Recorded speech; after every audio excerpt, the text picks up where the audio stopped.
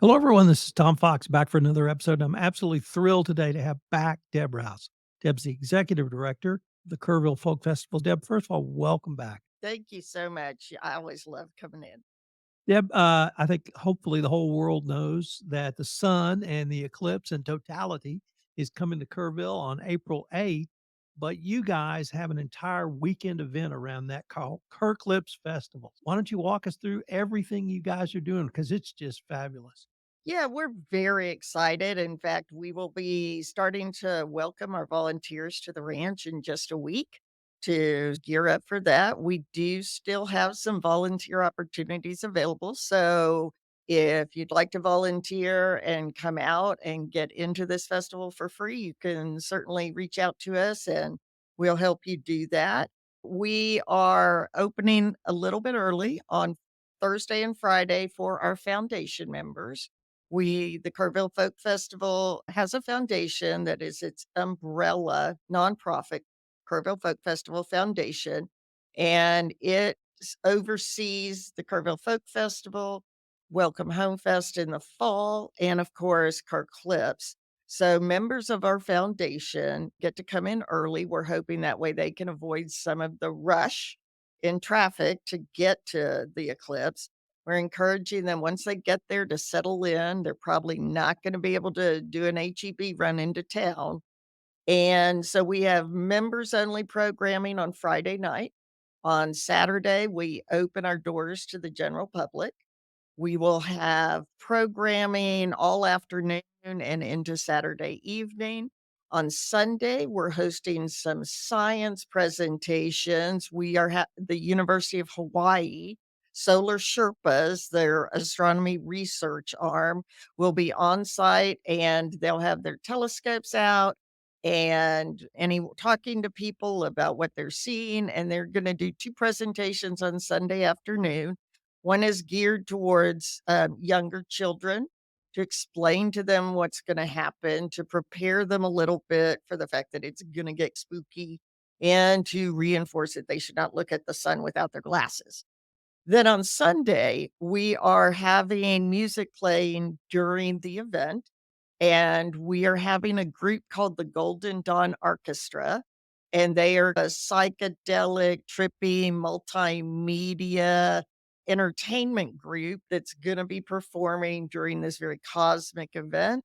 We are also reserving our Chapel Hill area for people who would like a more quiet reflection of the eclipse. And we are allowing our people to stay over Monday night so they can avoid some of the traffic getting back. Could you tell us some of the artists that are coming for the KerrClipse? Yeah, we're really excited about this because we were anticipating having a lot of people come from outside the area. A lot of our focus has been on Central Texas and Texas area bands. We're having the Dam Quails out of Austin that I've been a fan of for so long. We're also having Matt Kirk and the Wayfarers out of the New Braunfels area. A couple of the other groups that are coming in is the Brothers Fresh. They're a country duo from Austin that are pretty trendy right now. They were originally scheduled to appear on Sunday. We had to move them to Saturday because they're hosting a red carpet event for the CMTs on Sunday in Austin. Who else do we have? We have Big Richard. They're an all-girl quartet out of Colorado. Let's see who else. Good Looks is out of Austin. Jake Ames and Tyler Jordan front that, as they do what is it? The name is escaping me. The Stacks is their other group. We're also having Jomo and the Possum Posse, which are a lot of fun during the day. We're having Lost Pines out of Bastrop, Belladonna Theory from right here in the Kerrville area, Mazel Tov Cocktail Hour, which is a klezmer band out of Austin. So it should be a diverse, eclectic, very different than our usual programming weekend. What stage are you gonna be on for the KerrClipse? For KerrClipse, we're gonna be on Kennedy, our main stage. Our Friday night members only event will be at Threadgill, our small campground stage, and then everything else will be on our big stage in Kennedy. And we'll have craft vendors up there, food booths, food vendors across the ranch. Have you sold out, for parking? We have not. In fact, we have just this week put tickets on sale for parking only on Monday. So if there's someone who wants to come in for the eclipse, who just wants a place to park where they can see it, we are opening that up as well in our remote parking lot. But so far, we're good on parking. How you mentioned some of the regular volunteers and other members of the foundation may not be able to make their standard HEB run. What do you suggest people bring who are coming down to the ranch for the weekend? My anything you're gonna need to camp for 3 days, because you're really just not gonna be able to run into town, and most of our regulars are pretty used to that. It's an ice chest with sandwich fixings or whatever. As I said, we are gonna have food and ice vendors on site, so you don't have to prepare for every single meal, but do come with enough supplies that you're probably in pretty good shape to not go into town. The mini mart might be about as far as you can go. So I'd be remiss if I didn't ask for a teaser about May and June. May and June, man, I am so proud of the lineup we have put together. We have Iris Dement, who is an icon in the folk world. She's got a new album out and has been touring that album. It's called Working on a World. Second weekend, we have Drew Holcomb and the Neighbors. And probably a lot of your audience does not know who Drew Holcomb and the Neighbors are, but they've probably heard them. The NCAA March Madness, if you've seen any of their commercials, they promo it with a song, "I Wanna Dance with Everybody," and that is Drew Holcomb and the Neighbors. That was adopted as the theme song for this year's NCAA March Madness. So, if you have watched TV anytime in the past month, you have heard Drew Holcomb. So I'd invite you to come out and see his whole set. He's phenomenal, a lot of fun. We have Hayes Carl 3rd weekend. We just confirmed Joe King Carrasco for opening night, along with the Topo Chico Cowboys out of the New Braunfels area. We have Lost Tex Maniacs coming. We have did I say Hayes Carl? Not yet. Hayes Carl 3rd weekend. So we have a pretty chock full lineup of some really great artists. Of course, we also will be hosting our Grassy Hills New Folk Singer-Songwriter competition that first weekend. We just closed that to submissions. We had 1,341 submissions. Yes, pray for our first round screeners because they're listening to 2,600 songs. Interestingly, because apparently musicians are procrastinators, half of those entries came in the last 5 days. Wow. Tell us about some of the workshops and other similar events you have going on beyond the new songwriters competition. During the festival, of course, we have a workshop for harmonica, which we're having Nick Clark, a well-known harmonica player from New Orleans, coming in to teach that.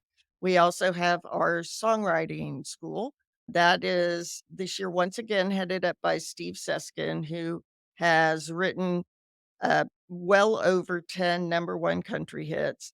Along with that, he'll be having Vance Gilbert, who is a folk icon from the East Coast and also appearing on our lineup, and 2 younger singer-songwriters who are both veterans of our new folk singer-songwriter competition, Scott Cook and Mary Bragg, so they'll be doing that. We also, during the festival, we do a young artist incubator workshop, which is for kids under about the age of 12 to 13 to come out in an afternoon, and it doesn't cost anything. They can come out, they can get some tips on stagecraft and read a poem or sing a song on our stage to get a feel for what it's like to actually perform in the real world. How cool is that? It's very cool. It's a very fun afternoon. It will be the usual vendors, different vendors. Is that still in flux at this point? For our food vendors, it'll be pretty much what it was last year. It'll be barbecue and pizza and crepes and wraps and things like that. Of course, we're having the New Orleans people back, the gumbo and crawfish vendor back as well. So we're pretty well covered on that. Craft vendors, we've already sold out our craft vending booths. Wow. We should have a really good array of artisanal, handcrafted things for sale as well. We've talked about a lot of different items, services, events. but there's really one website that everybody can go to. Where is that? That is KerrvilleFolkFestival.org. It's all spelled out, KerrvilleFolkFestival.org. And that is your best place to find the where you can volunteer through that site or get directions on how to volunteer. You can see what our workshops are. You can see our ticket prices so you can buy tickets. You can find out more information about RV reservations if you want to bring your RV out to the festival. Everything is on that website, and we have a fully trained office staff that's always happy to take your phone calls if you're confused about something on the website. And that phone number is 830-257-3600. Is information on parking or the KerkClipse Festival on there as well if somebody wanted to come in at the last minute? It absolutely is. You can go to our website and see if we have availability. If we're sold out, it'll tell you that on the website that we're sold out, but otherwise you can pay online. Everything can happen online and you can show up with your QR code ready to be scanned and either come to the festival or just park for Monday and come and have a great time. And if someone wanted more information on the foundation or maybe even join the foundation so they could come out early for the KerkClipse, where would they go? They would also go to KerrvilleFolkFestival.org, and it'll tell you a little about the foundation. We are a 501c nonprofit, and it's only $100 to join the foundation. So it's a great way to support our programming. We do host an 18-day festival with music programming each and every day. And so we really rely on those foundation memberships to keep us sustainable. Do you think you'll have a large number of foundation volunteers out for the KerkClipse? We have fewer volunteers than we normally have at a small festival, but because of the nature of the event, we think we can still cover it. We're gonna be switching some things around as our needs ebb and flow just because this is a very different event than what we normally host. And like many places in the hill country, to some extent, we don't quite know what to expect, but we're trying to plan as thoroughly as we can. Let me pick up on that last point because you did have an event around the annular eclipse back in October. What was the experience for you guys back then? It was great. The weather was perfect. We don't really know how much of our attendance at that event was driven by the annular because we had such a good lineup. And it's really hard to parse how much extra traffic we got from that. We did have more people attend that festival than we had in the past. And the annular eclipse was awesome. And it made everyone very excited. A lot of people who came for the first time to that event bought tickets on site to come to this event. So we're hopeful that it'll be just as magical as the one in the fall was. The difference really is how much other traffic is coming into Kirk County. And we got our mass gathering permit, and it's very clear emergency management, and Kerrville's doing an awesome job of preparing, but it only takes one accident to shut I-10 down. Deb, I wanted to thank you again for taking the time to visit with me. I can't wait for the KerkClipse and I can't wait for May and June to come. Thank you very much for having me on. Again, we're KerrvilleFolkFestival.org. We'd love to see you out there. If you'd like to volunteer for us, it's a great way to get to the festival for free and to get to meet some really great people. Thanks again.